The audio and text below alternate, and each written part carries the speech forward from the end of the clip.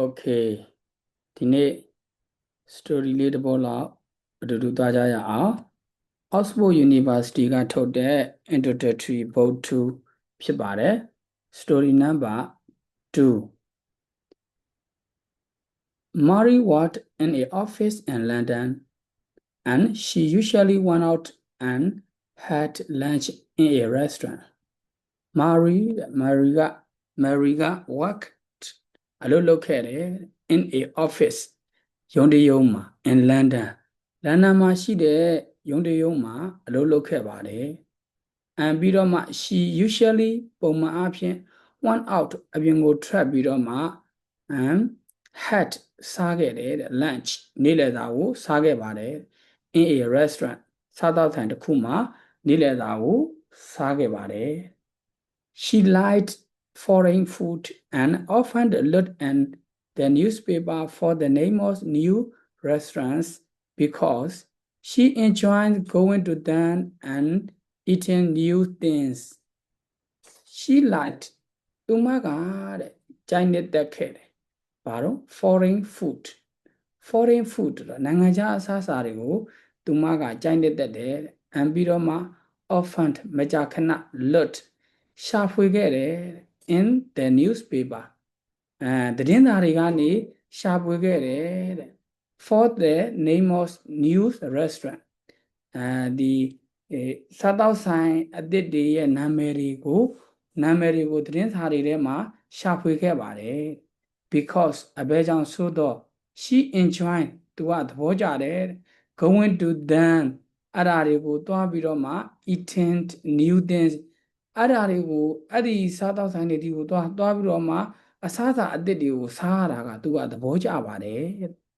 sometimes she said I don't like this restaurant တခါတလေမှာတော့ sometime နဲ့တစ်ချိန်တစ်ခါမှာ she said သူကပြောတယ် I don't like this restaurant ဒီစားသောက်ဆိုင်တော့ငါမကြိုက်ဘူးကွာလို့သူမပြောပါတယ် I'm not going to come here again but often she said I like this one I'm not going to ငါမသွားတော့ဘူး to come မလာတော့ဘူး here ဒီနေရာကို again နောက်တစ်ချိန်ဒီနေရာကိုနောက်တစ်ချိန်ငါမလာတော့ဘူးလို့သူတခါတလေတော့အဲ့လိုပြောတယ်ဒါပေမဲ့လည်း she's often မကြာခဏသူက set ပြောတယ်တဲ့ I like ကြိုက်တယ်တဲ့ this one ငါဒီဟာကိုကြိုက်တယ်လို့လည်းတခါတလေပြောပြန်ရော I'm going to have my lunch here often I'm going to တော့မယ်ဘာလို့ to have စားတော့မယ်ဘာလို့ my lunch ငါရဲ့နေ့လည်စာကိုဒီမှာပဲမကြာခဏစားတော့မယ်သူကြိုက်တဲ့အခါမျိုးတွေမှာပေါ့နော်ကြိုက်တဲ့ဆိုင်တွေ့ပြီဆိုအဲ့လိုပြောတဲ့အခါမျိုးလည်းရှိပါတယ်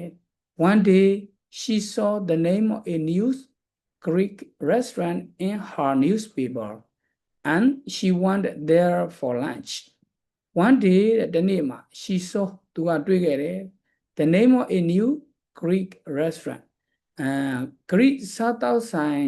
အသစ်ပါနော်Greek စားသောက်ဆိုင်အသစ်တစ်ခုဟိုနာမည်ကိုတဲ့တွေ့လိုက်ပါတယ်တဲ့ in her newspaper သူမရဲ့သတင်းစာမှာတွေ့လိုက်တယ်တဲ့ပြီးတော့မှ she went သူမကသွားခဲ့တယ် there အဲ့ဒီနေရာကို for lunch နေ့လည်စာအတွက်အဲ့ဒီနေရာကိုသွားခဲ့ပါတယ် It was very small but it was clean and nice and the food was good It was very small အဲ့ဒီဆိုင်လေးကတော့နည်းနည်းကျဉ်းတယ်ပေါ့သေးတယ်ပေါ့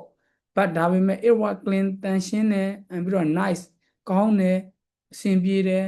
ပြီးတော့မှ the food was good အစားအစာလည်းပဲကောင်းခဲ့ပါတယ် but then Mary found something hot in her mouth but ဒါပေမဲ့ then အဲ့ဒီနောက်မှာ Mary က found တွေ့ခဲ့တယ် found ဘာတူပဲเนาะတွေ့ခဲ့တယ် something တစုံတစ်ခုကိုဘာလို့ hot in her mouth မာကြောတဲ့အရာဝတ္ထုတစ်ခုကိုတဲ့သူ့ပဒတ်ထဲကနေတွေ့ခဲ့ပါတယ် she took it out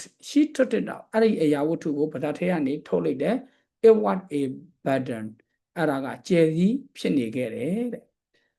Look here waiter she said I have found this burden in my food Look here ဒီမှာကြည်စမ်းတဲ့ waiter တဲ့ဒီမှာကြည်စမ်းတဲ့ she said သူပြော ငါရဲ့ပဇာထဲမှာတဲ့ငါရဲ့ sorry ငါရဲ့ mind food ငါရဲ့အစားအစာထဲမှာတဲ့ဒီကျဲသီးကိုတွေ့ခဲ့တယ်တဲ့ I found this burden in my food ငါရဲ့အစားအစာထဲမှာဒီကျဲသီးကိုငါတွေ့ခဲ့တယ်တဲ့အဲ့နဲ့ waiter ကဘာပြန်ပြောလဲဆိုတော့ thank you